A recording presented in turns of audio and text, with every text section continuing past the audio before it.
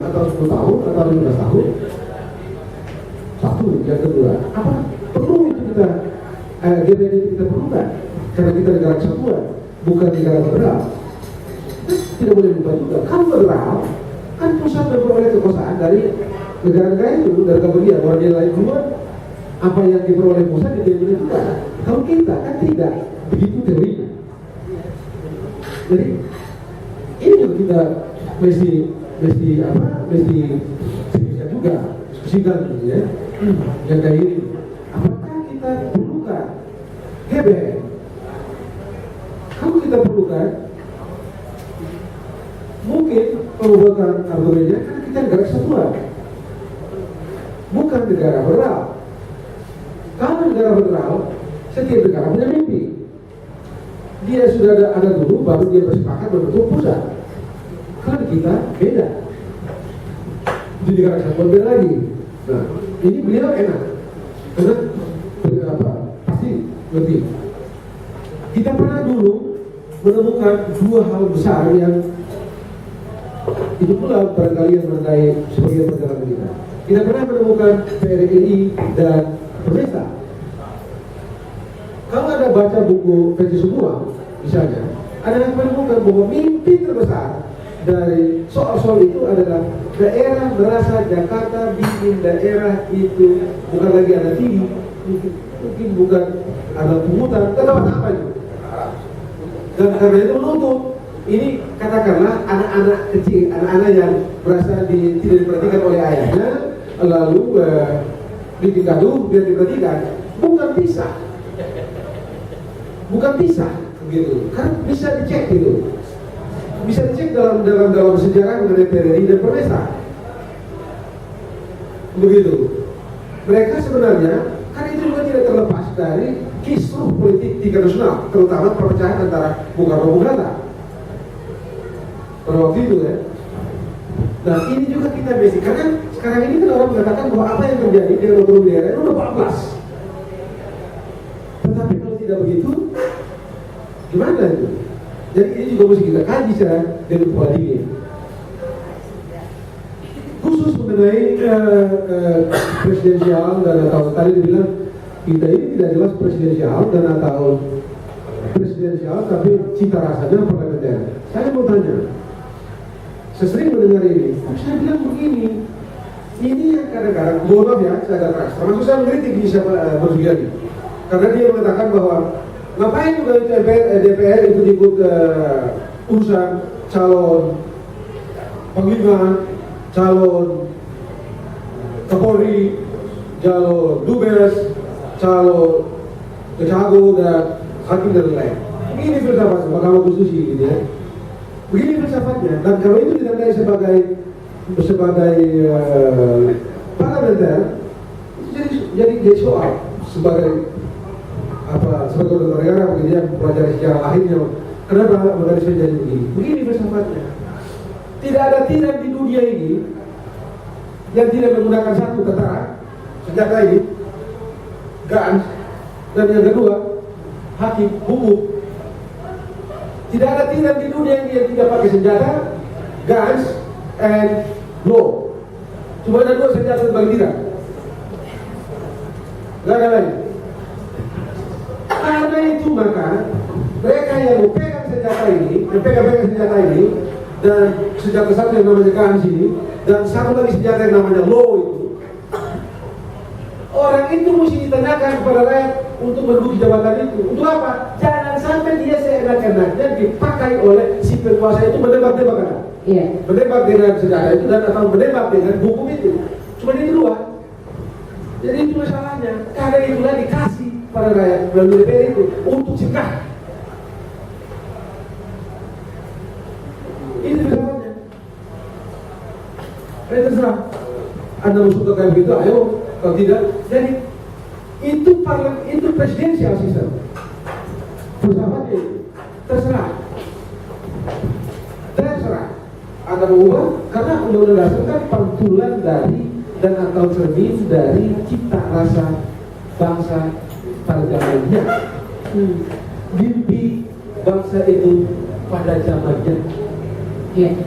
Jadi kalau kita bilang itu bablas, kita bersepakat, ayo kumpul. Kan ini barang dibikin untuk kita, bukan kita untuk barang ini, gitu kan? Jadi kalau ayo ngomong, gitu ya.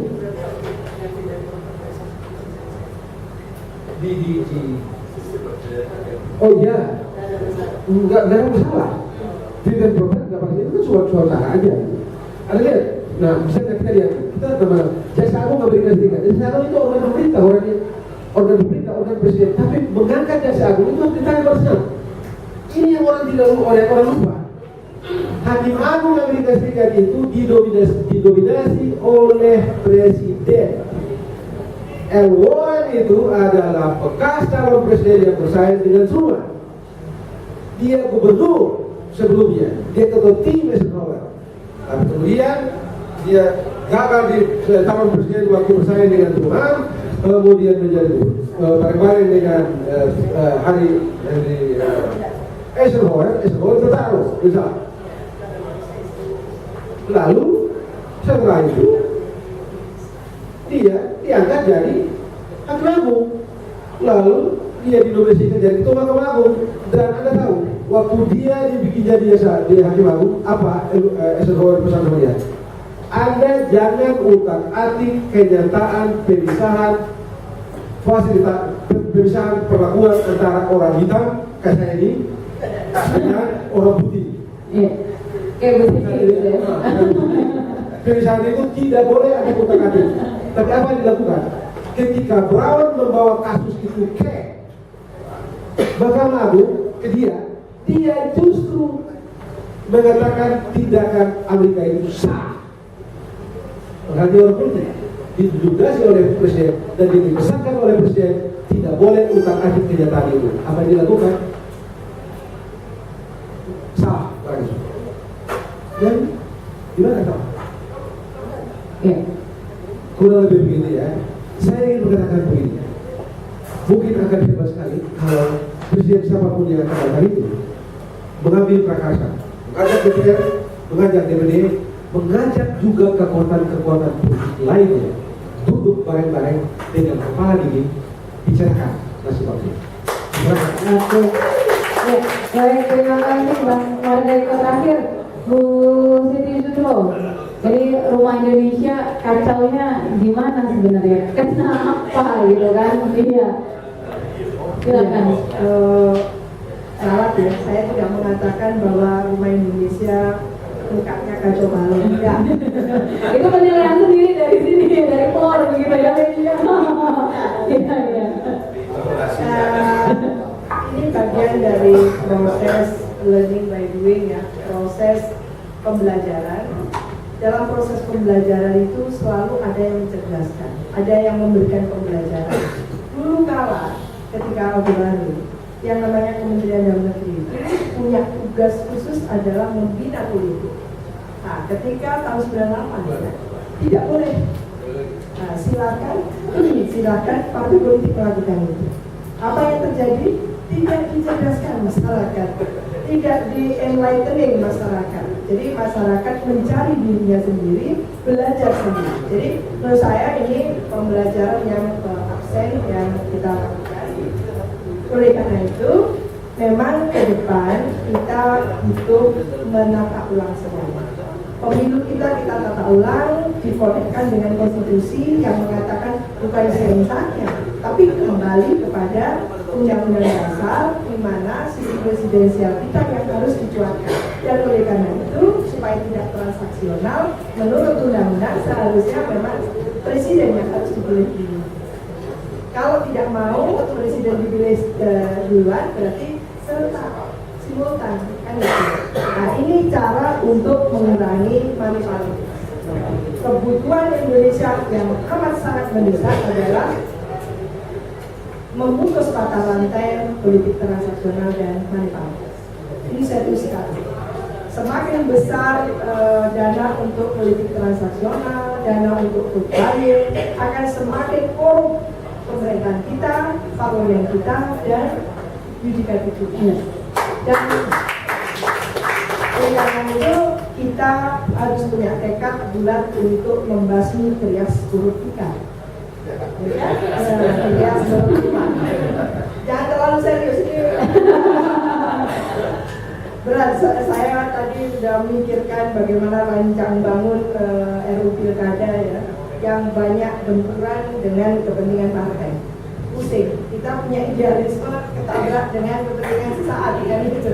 Jadi oleh karena itu kita bagaimana kita menjernihkan kembali otak kita dengan berpikir jernih, tidak keruh, gitu ya.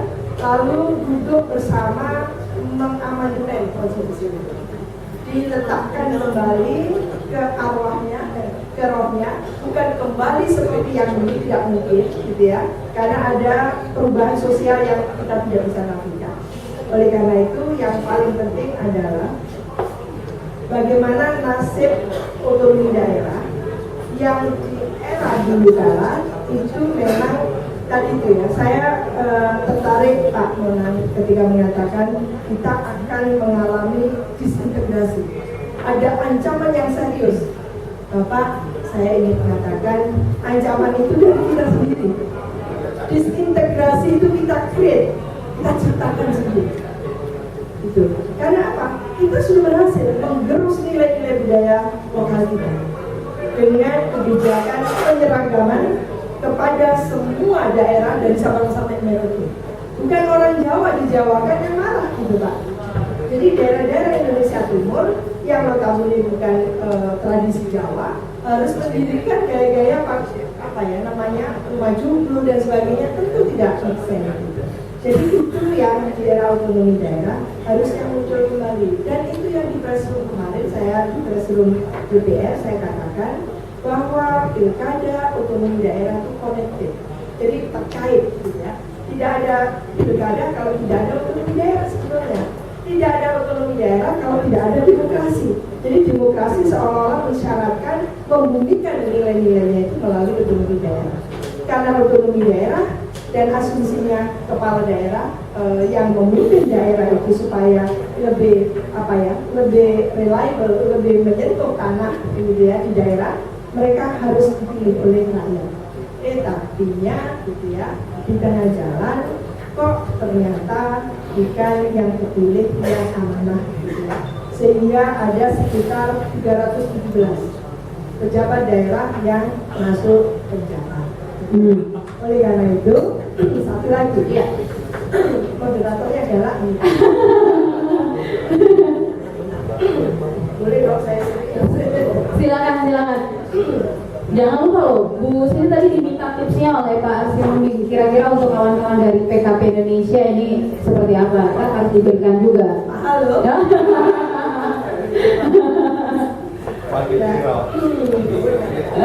Gak lagi biro nggak? Kalau demi kebaikan saya senang. Oleh karena itu saya melihat sebetulnya ancaman itu dari Indonesia, dan ancaman yang paling nyata saat ini adalah ketika otonomi kita gagal. Karena kita punya sejarah kan pemberontakan daerah-daerah yang tidak puas terhadap pusat itu. Lalu mengenai intervensi asing, jadi saya tidak peduli, silakan asing mau mengintervensi kita. Jepang pun diintervensi oleh asing, gitu ya. Tapi yang salah itu kita sendiri, yang goblok itu kita sendiri, benar. Goblok tolol, gitu ya. Kenapa kita belajar gitu loh? Monggo kita diintervensi kan? Udah tahu diintervensi dimonggokan, monggo, gitu ya. Nah ini yang kita harus buktikan, ya. Bahwa kita duduk sama rendah, berdiri sama tinggi. Harusnya seperti itu. Dan tentunya siapapun yang mau mengintervensi kita, kalau kita sulit dan kita punya landasan sendiri, tidak akan pernah intervensi itu bisa masuk. Jadi kalau kita memang memberikan dinding mata kita ke silakan, ya tentu ada itu. Dan menurut saya bukan masyarakat yang diintervensi, melalui elitnya. Lagi-lagi saya menyalahkan elit. Jadi negara ini harus kita sudah sadari bahwa ada salah urus. Untuk tidak salah urus, kita harus hati-hati memilih pemimpin kita ke depan seperti itu. Dan supaya tadi itu saya katakan money politik selesai, kita tata ulang pemilu kita ke depan, termasuk pilkadanya ke depan kita tata ulang. Apakah pilkada langsung mudorotnya lebih bagus, lebih banyak, ataukah justru sebaliknya? Ada yang mengatakan jangan putar jarum jam ke belakang, sekali langsung tetap langsung kan gitu.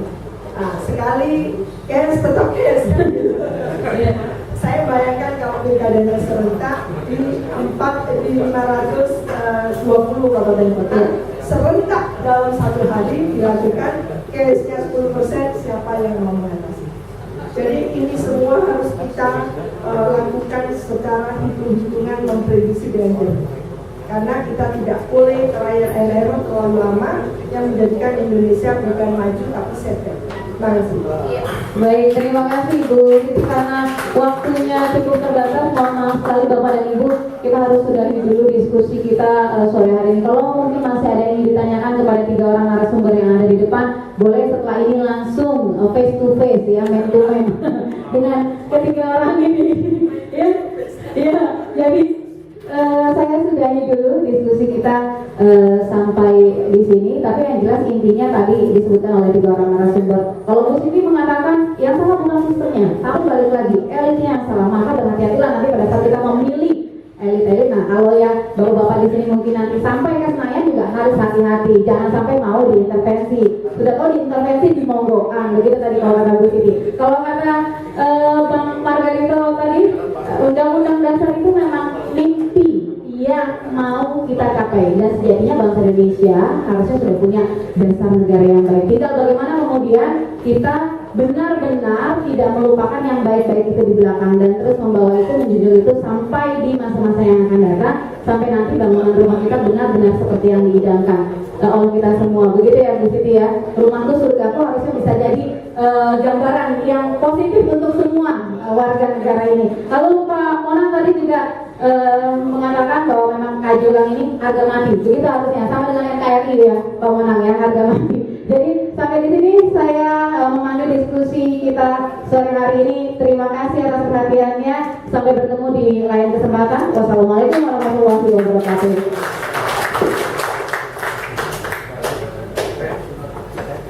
Baik, Bapak sekalian, sebelum kita menutup ini, Bapak sekalian sebentar saja. Pak Kiai, Pak Nasir, silakan Pak. Segala sesuatu kita tanpa doa Pak di hari ini, mudah-mudahan pertemuan kita, pemikiran diskusi ini membawa manfaat bagi kita semua. Silakan Pak Kiai. Ini kita dari Aceh Pak, kita bawa langsung. Ya, ini baru turun baru dari Aceh langsung. Ya, dari Aceh. Silakan. Assalamualaikum warahmatullahi wabarakatuh. Bapak Ibu yang saya hormati, mari kita sama-sama berdoa, berbunajat kepada Allah SWT sehingga apa yang kita adakan acara hari ini membawa manfaat bagi kita dan ibu-ibu pada bapak ibu yang beragama Islam. Semoga kita mengawali doa ini dengan mengucapkan surat Al-Fatihah.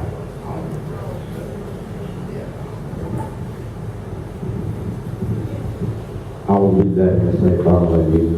Bismillahirrahmanirrahim. Alhamdulillahil alamin hamdan katsiran tayyiban mubarakan fi adzabihil halim. Hamdan yu'afi ni'amahu wa yukafi mazida.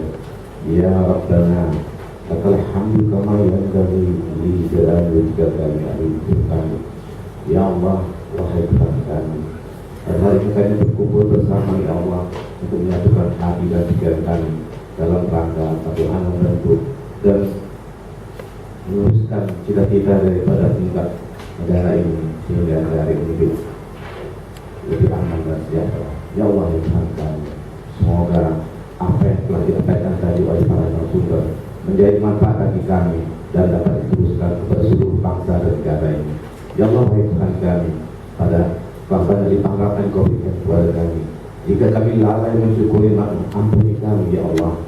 Rabbana zalamna anfusana wa illam taghfir lana wa tarhamna lanakunanna minal khasirin. Rabbana taqabbal minna innaka antas samiul alim wa tub 'alaina innaka antat tawwabur rahim. Rabbana atina fid dunya hasanah wa fil akhirati hasanah wa qina 'adzaban nar. Subhana rabbika rabbil izzati amma yasifun wa salamun 'alal mursalin walhamdulillahi rabbil alamin. Assalamualaikum warahmatullahi wabarakatuh. Baik, terima kasih. Kita tutup acara ini. Terima kasih.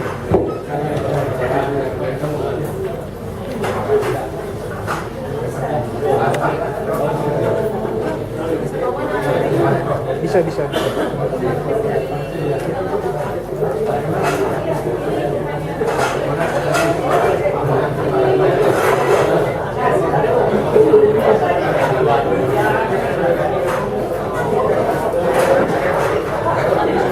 Kenapa? Tulisannya Pak Bono. Victor itu. Ada di depan.